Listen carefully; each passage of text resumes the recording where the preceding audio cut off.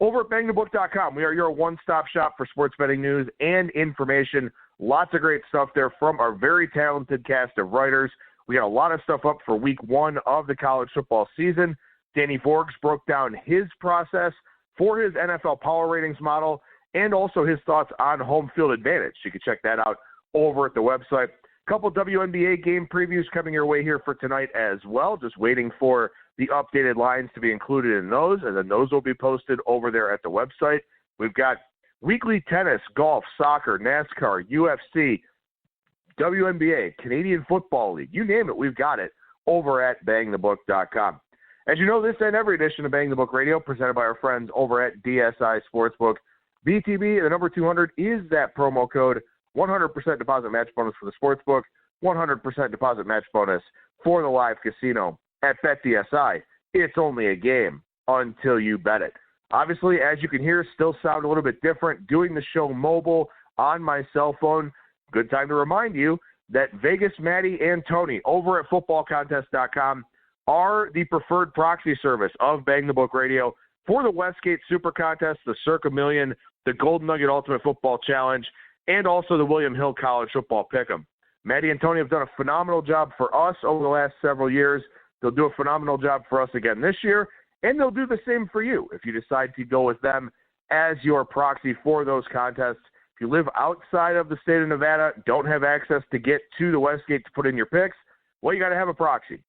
Anybody in the country can sign up, but you have to have a proxy in order to get your picks put in. So definitely make sure you check out Vegas, Maddie, and Tony over at footballcontest.com.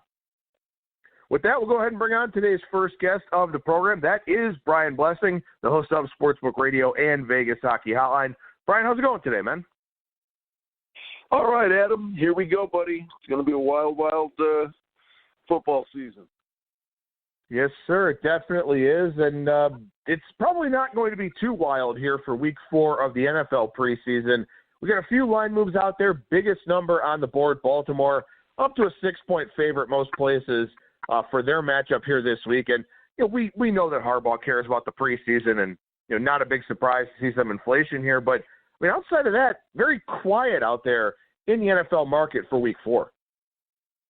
Yeah, and I'll tell you, bud, there were some great angles throughout the course of the preseason. This week, the closer we get, maybe a few things might pop up, but it's really tough to get involved with a lot of this stuff.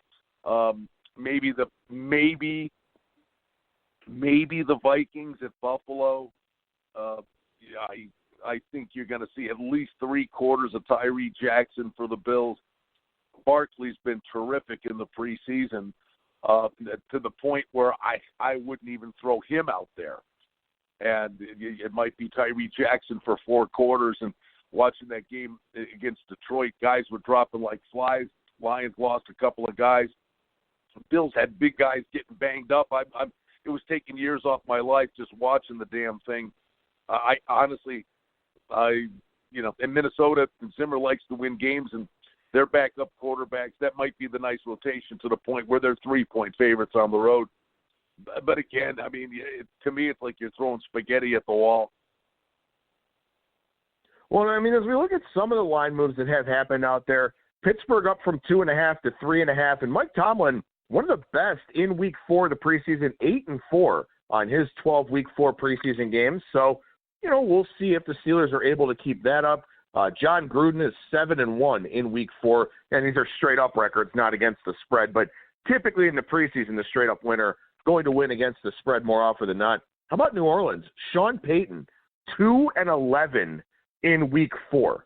Not really a big surprise. You talk about having Drew Brees throughout his career, 11-3 in Week 3, the dress rehearsal week. So maybe you fade the Saints here this weekend. But you know, the thing of it is, Brian, I mean, a lot of these starters have played limited reps to begin with, let alone the fact that they're not going to play this week. Well, I will tell you this in that regard, which is not going to do anybody a bunch of favors this week.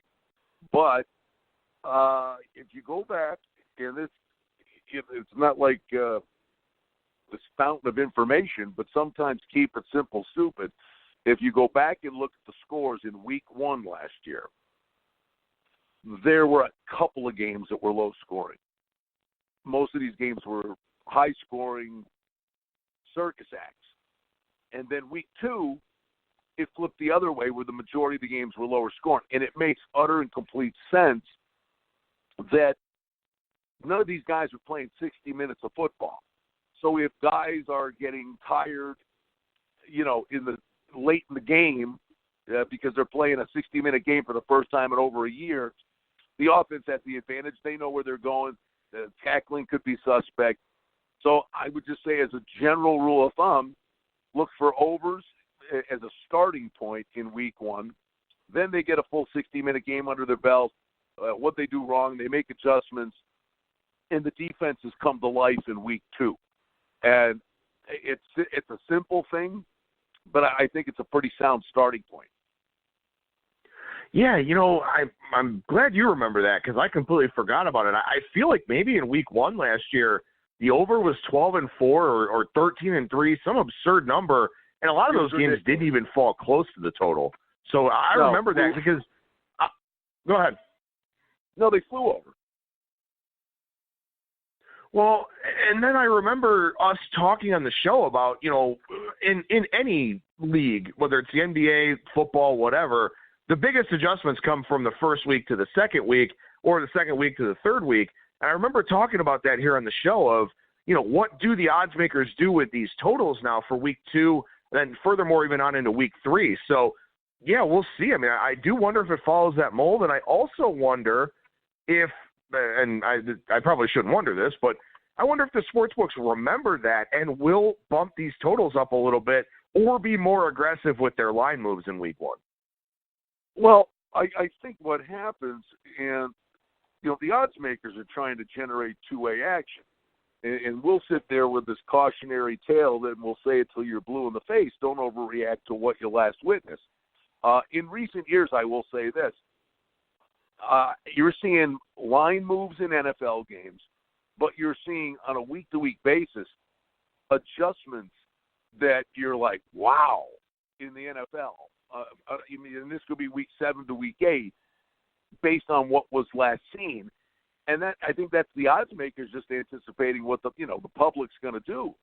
And I think what will happen is I think this is the other thing, even though that was the case last year, if you have high-scoring games in week 1, they're going to shade totals up in week 2 because that's what people last saw. And so on top of it, the games likely will be lower scoring, but the totals may actually be higher. Now, here's something I want to pick your brain about a little bit as we finish up the NFL portion of the segment here. A lot of times we will see some reactionary moves to the week 1 numbers based on how everything goes in the NFL exhibition season. Well, again, a lot of starters didn't play. A lot of teams played misleading games because their 1s played against 2s or maybe even in some cases played against 3s.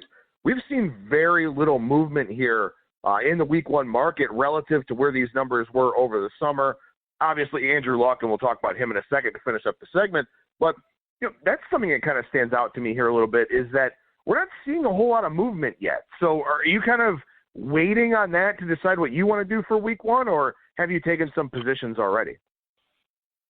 I've started to look at it a little bit. I think I've got some opinions on some games that nothing changed. I would think, like the Detroit-Arizona game, I think money's come in a little bit on Detroit, because Arizona's just been god-awful in the preseason. But I'm not saying it's going to happen, but I couldn't sit there and go, oh, yeah, Arizona's just been brutal. The thing is, and I think in this, to that game, it goes also to the week 1 and week 2 thing, is Kingsbury says they've been vanilla.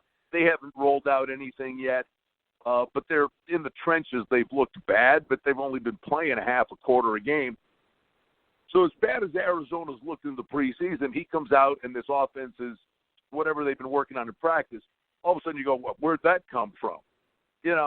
So you can't go overboard with the preseason stuff.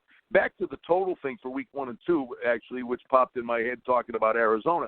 That's the other thing with week 1. is that all these teams have literally just run the most vanilla base packages, things, and most of these backup quarterbacks, they're out there throwing slant routes, and there's nothing stretching the field.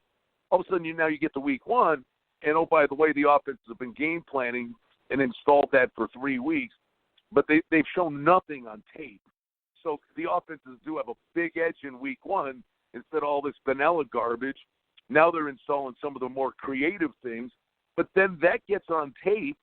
And for week two, the things that where they broaden the spectrum, that's on tape, and defensive coordinators can prepare for it in week two. So you got that, and the fact they haven't played 60 minutes of football and get fatigued. I think those are the two biggest reasons why week one's higher scoring, and then week two with adjustments it's lower scoring. I mean, it's amazing. We'll sit here and go, sometimes you overthink stuff and try to overanalyze things. I mean, that's as generic a handicap as I can give you, but you know what? If it ain't broke, don't fix it, right? Yeah, no, I completely agree, and good observations there. And again, I mean, this is something that we'll revisit, going from week one to week two, and then we will see, if we get those shootout type games in week one. So game 473-474 is Indianapolis against the Chargers. Chargers were a 3-point favorite for, the opening number for that game. Now they're up to a touchdown or higher out there in the marketplace.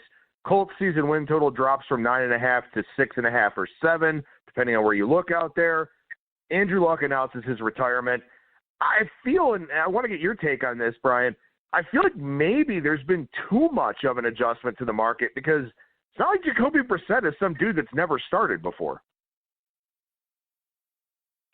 Adam, would it shock you if Indy went in there, circled the wagons, and won that game?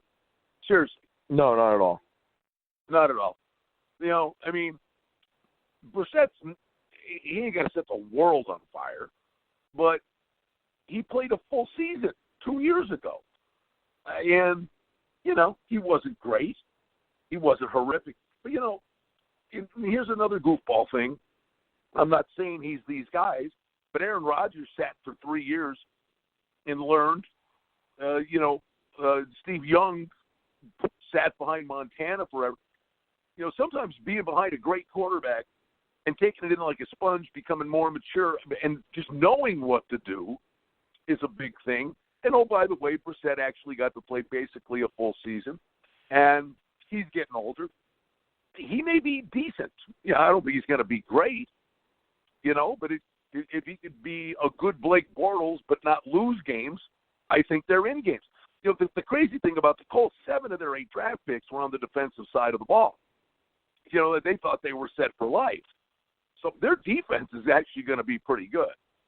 So, yeah, I think maybe that adjustment's a little too high. And, oh, by the way, not that it means nothing, who's better? I mean, it's not even a contest, Rivers or Brissett. But you know what? Brissett's been playing football here now for a few weeks.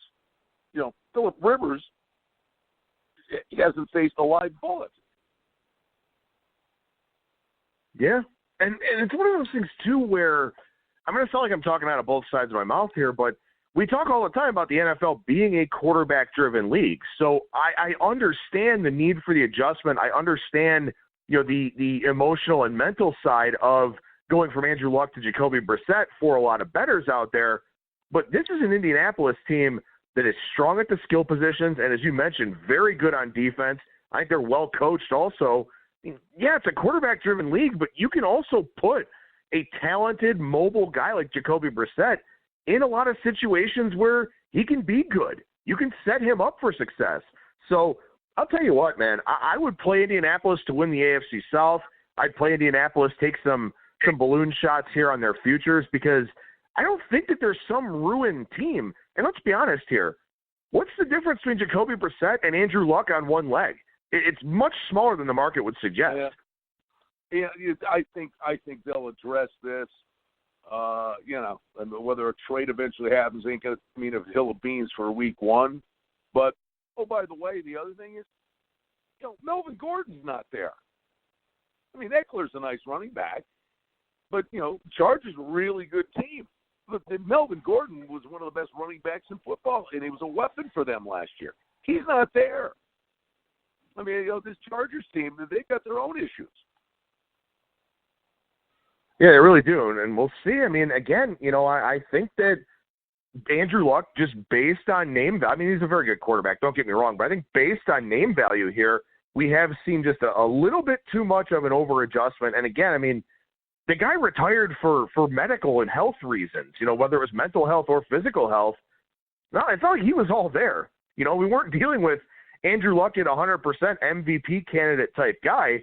We were dealing with, the watered-down version of Andrew Luck, which is a clear disappointment given how, his health history has gone. I mean, we're robbed of one of the better quarterbacks we've seen in the last few decades, but he wasn't that 100% guy. So definitely be fun to follow along with that one here. Go ahead. It is. This would be a fun prop. Whenever the day comes, just do a head-to-head prop. Which guy will pull a hamstring first, Melvin Gordon or Ezekiel Elliott? I mean, how many times you see this? These guys hold out, they come back, and pull the hammy. It's unbelievable. It happens all the time. Definitely a lot of interesting storylines to follow here as we head into week one and then obviously the subsequent weeks there in the NFL. But, Brian, whenever we have you on, we generally talk golf. So even though there's no golf event here, I do want to touch on this. We've talked a lot about how you've picked a lot of second-place finishers over your time as a golf handicapper, but of course you did. How do you feel like your season wrapped up, though? I mean, were you happy with the thought processes, the picks that you made, the handicaps that you had, especially, we had a few different new events here, the 3M Open being one of them, the Detroit one, the Rocket Mortgage Classic or whatever. We had some new events. We had kind of a different golf season here with the schedule changes. How do you feel, about the season that you had? I had a great season. Honestly, I mean, you only have to hit a couple, and Shane Lowry was my top pick at the British Open at 80-1. So, that takes care of the entire season. And then, the frustrating element of running second or third in weekly tournaments, that's painful. But the round matchups, knock on wood, they do really well in the matchups. I think, you look at the sheer amount of offerings that are there, cherry pick some nice plus prices. The week before, I think I had Kisner at a plus price twice against Fowler, pushed won. So no, I think I would love to find more markets where there was the top five where you can bet a guy to win, because I'm always looking for 60-80-1 shots, and I can't tell you how many of those guys I've had finish second or third. And if they'd be 15-20-1 to be in the top five, it'd be a completely different animal. So I'm hoping those markets will open up around here. But I beg to differ with you, my dear friend. We've got two tournaments this week. Well, I mean, I've been so tied up here being out in town to go make the contest rounds and all that type of thing. So what do we have going on this weekend? Well, we've got the Omega European Masters. So now the focus goes to the European Tour for a bit. In 2 weeks, they're back for they're playing the Greenbrier in 2 weeks with the points that count towards next year. So there's a 2-week PGA Tour hiatus, but this the race to Dubai over in Europe. And Rory McIlroy's over there. He's a 4-1 favorite after winning the FedEx Cup and traveling. Maybe he's feeling his oats and he's in such good form, so be it. But I think there's some, there's some really cool price plays that are in there. Rory Sabatini's actually over there at like 35-40-1, albeit it would be awesome or awful to see somebody win a golf tournament playing a range ball. Those yellow balls have to be outlawed. But I'd look at a guy like Rory Sabatini. Matthew Southgate played well last week. He's a ridiculous price. He's 150-1.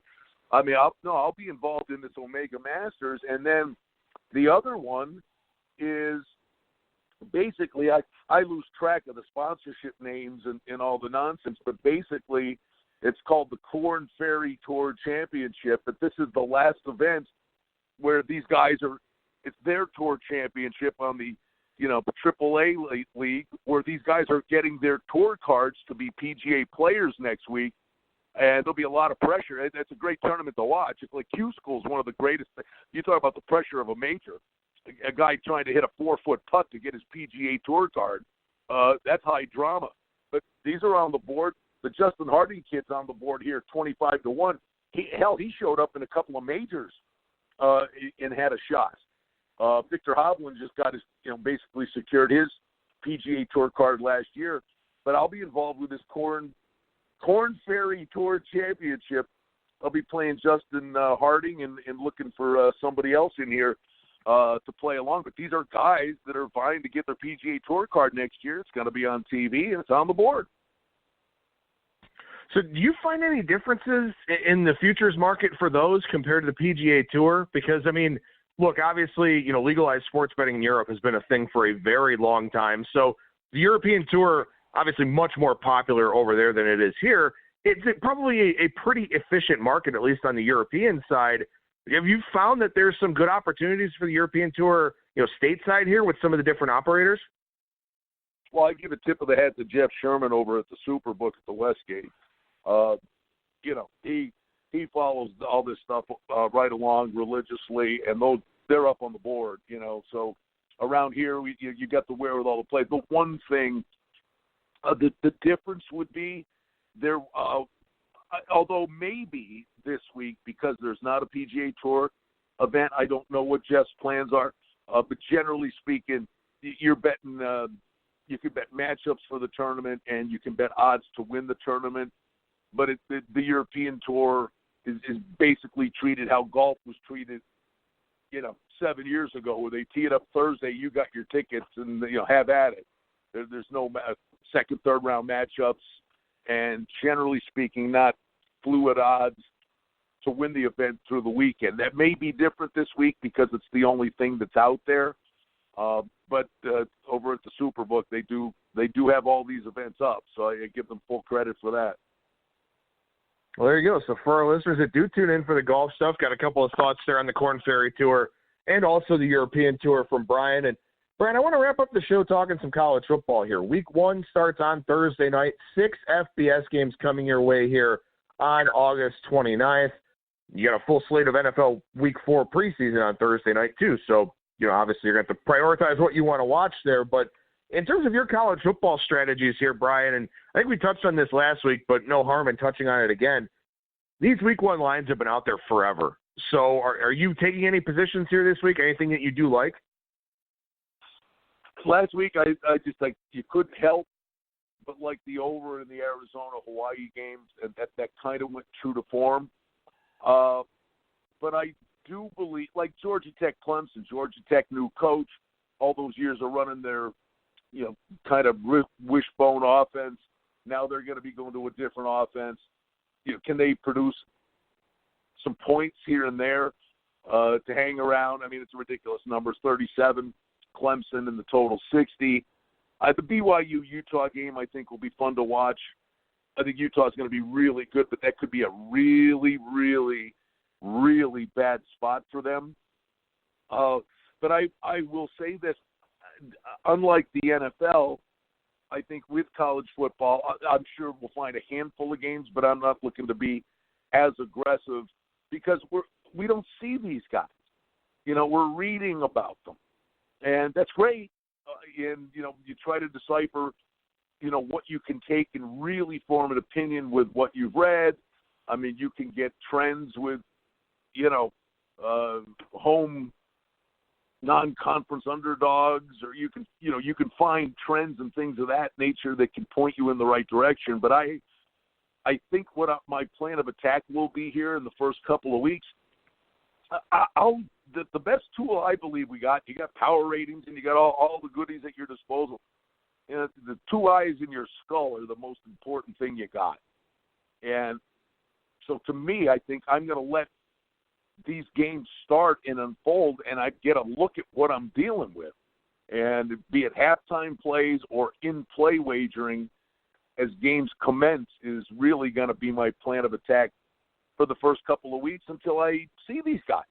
And I can confirm or say I was wrong on whatever opinions you got on the front end. So I know there are guys that just dive all in, and some are good at it. Some can get their head ripped right off their shoulders. I would take a more cautious approach, and I want to see what I'm dealing with. Now, you're extremely busy in the fall. I mean, anybody, related to this industry is, but you're doing watch parties for the NFL, and then, of course, in about 6 weeks' time, you'll be running around all over town for Golden Knights games and all that kind of thing. So 130 FBS teams, national sport, obviously. Do you just try to specialize in certain conferences, or do you just, sort of have a feel for the market where you kind of know where there's value?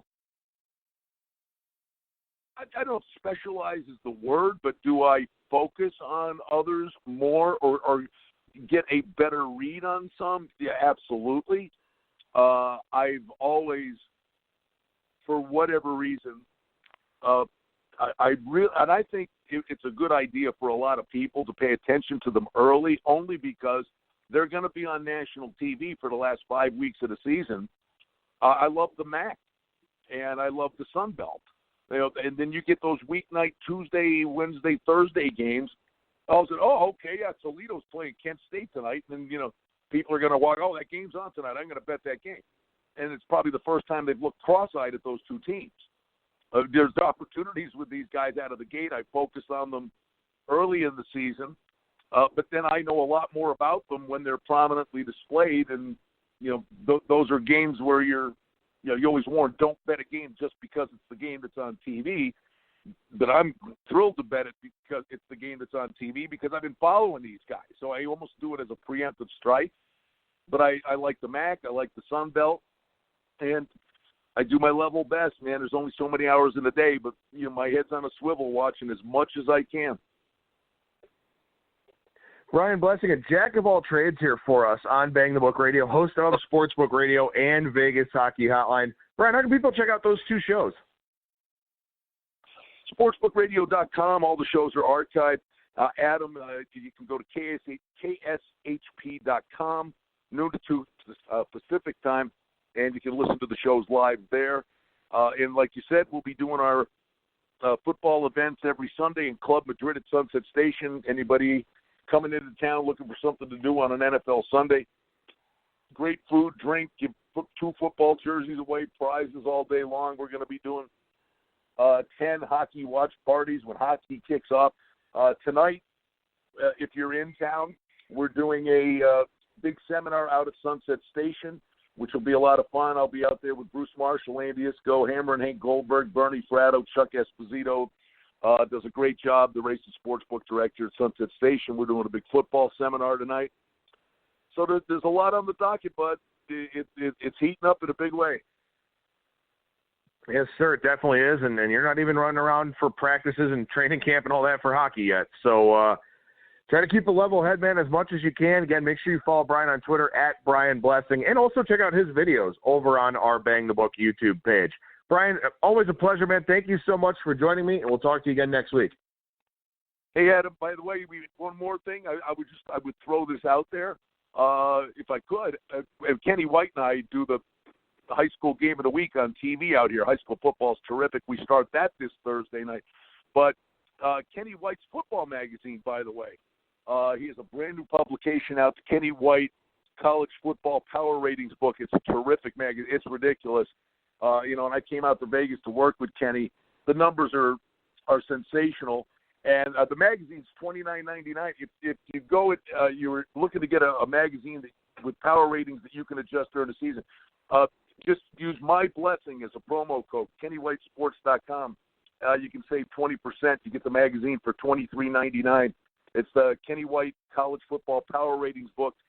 Go to KennyWhiteSports.com and use the promo code MyBlessing, and you'll save $6.